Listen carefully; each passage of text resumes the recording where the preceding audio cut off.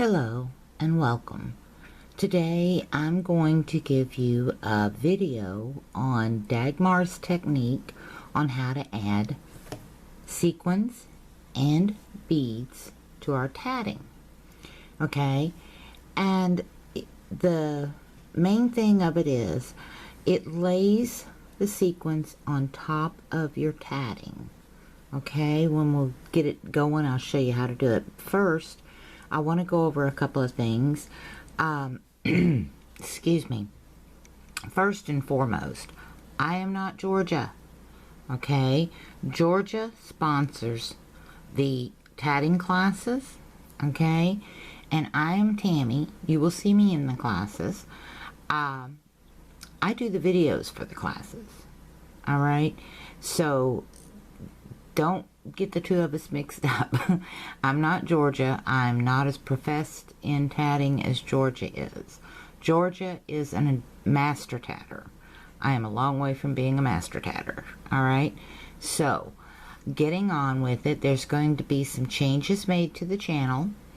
We're going to show you the techniques. We're going to get into the tag-alongs.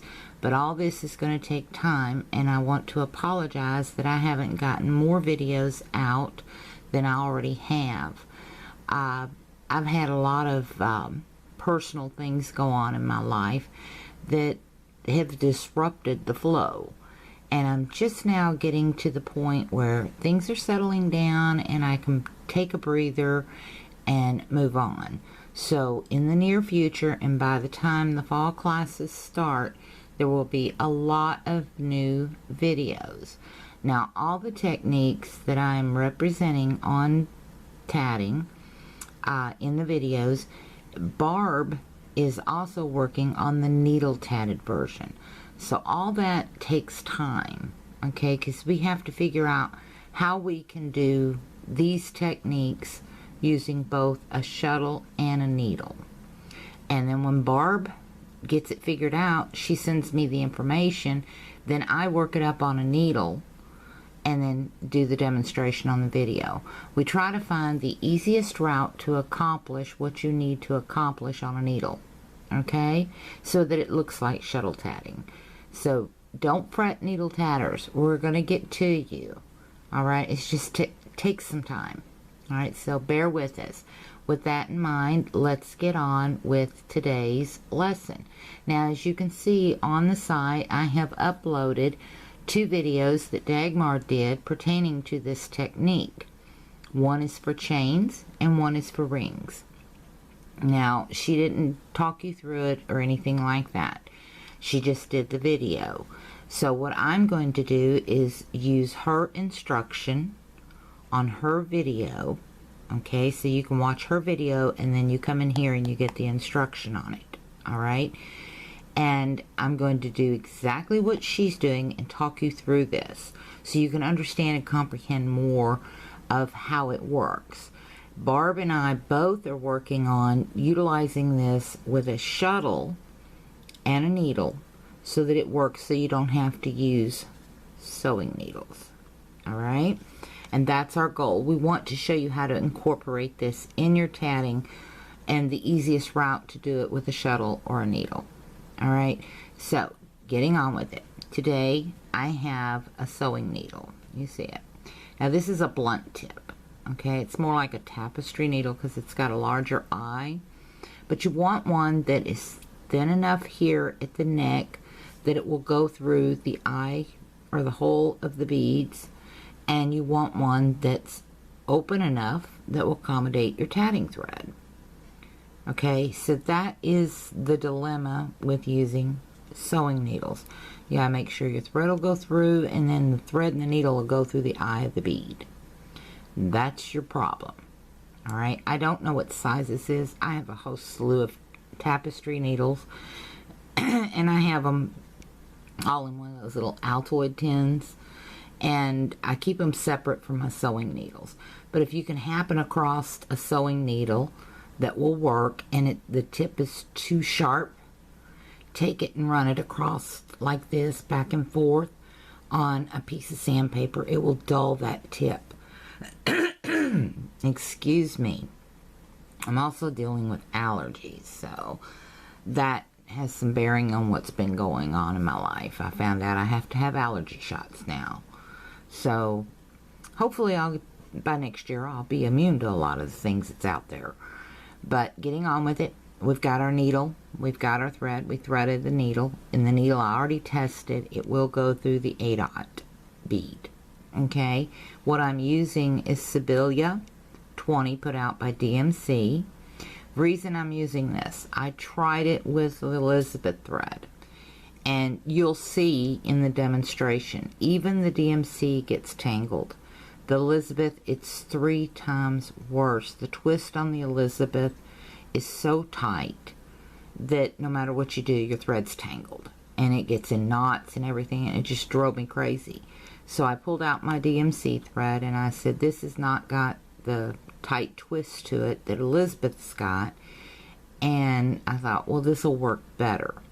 So you want something that doesn't have a real tight twist while you're practicing.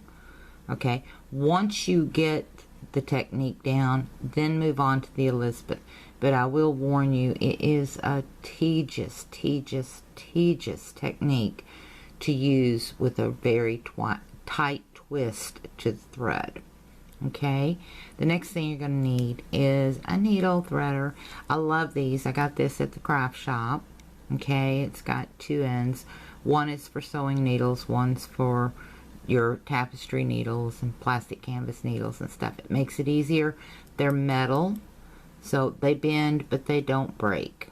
Okay, you're also going to need 8/0 seed beads. All right, pair of scissors, and for this technique, because we're doing the chain, we're going to use a paper clip as our place marker. Okay, and it's just for demonstration. That does not mean you have to use it. It makes it easier to keep things in place. All right, so first thing we're going to do is thread our needle. After we get our needle threaded, we want to pop that paper clip right on our thread. Pull it down. Okay, now we want to move our ball thread over out of our way, and these are here what they're going to look like when we get done. All right, so let's get on with it. Now we got our thread in our paper clip. We want to wrap our hand into our loom for a chain. Now you see we're using a needle. Now we're going to tat with this needle, and we're not going to be doing needle tatting, so don't confuse yourself. We're going to use shuttle techniques with our needle. The first half of that double stitch goes under our thread, over our thread, and through this loop of thread. Okay, just as if we were tatting with a shuttle. Now we're also going to flip that thread over, put in that first double stitch right up next to our paper clip. Okay, now we're going to do the second half. The second half goes over the thread, under the thread, and back up. Loosen our tension, let it flip, and pull it down till we have our first double stitch in place. Now we want to do that 5 times. Okay, now on Dagmar's video, I can keep the sample out of the way. On Dagmar's video, the technique in tatting that she is using is the Riego method. Okay, now there's nothing wrong with the Riego method. It's a really nice method to use if you choose to tat that way. And what she's doing is she's taking this thread that is going to the needle, laying it across her hand. See, watch, it's coming across her hand. She's taking the sewing needle coming up from the bottom. She's already, well, if I can get my fingers to work here. Let's try this again. Lay it across there, pull it up through. That time it worked, and of course it caught my sample. I'm having one of those days.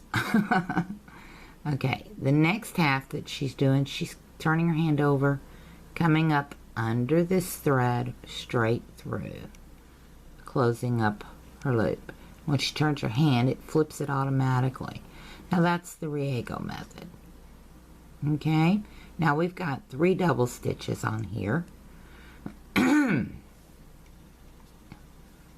let me move that sample out of the way.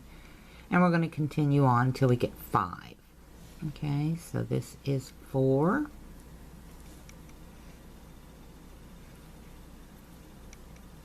And this one is 5.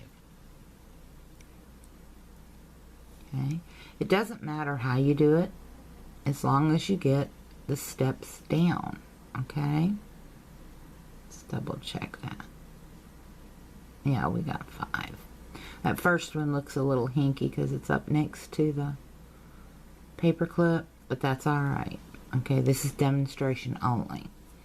Alright, now what we're going to do is take this and just pick us up one of those sequins on our needle.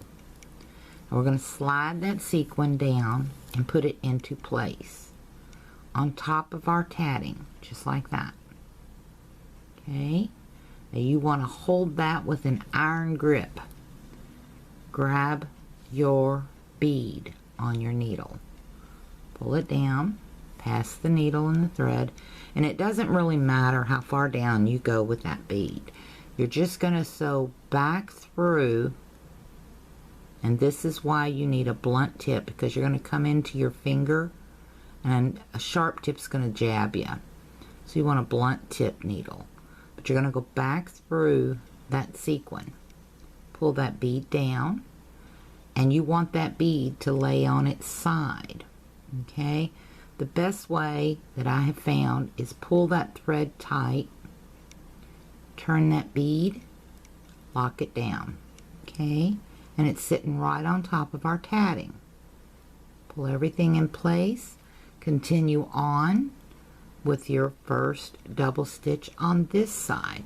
Now when you bring it down, you want to bring it down behind all that work. Okay, bring it in behind the sequin, behind the bead, and you're going to come in and do the second half of that double stitch. All right, continue on till you have 5 double stitches on here. Okay, so this would be 2, and all the while you're working behind, and eventually you're going to come out in front of. Okay,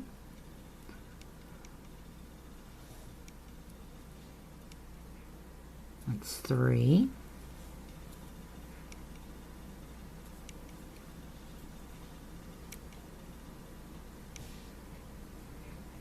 This one is 4.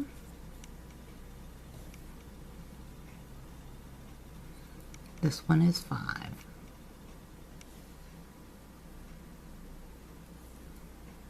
Okay, and there you have it. Pull everything up tight. Okay, don't take that paper clip out or it'll all come apart. Okay, leave it like that. Now if you were adding this to tatting where this paper clip is, you could join.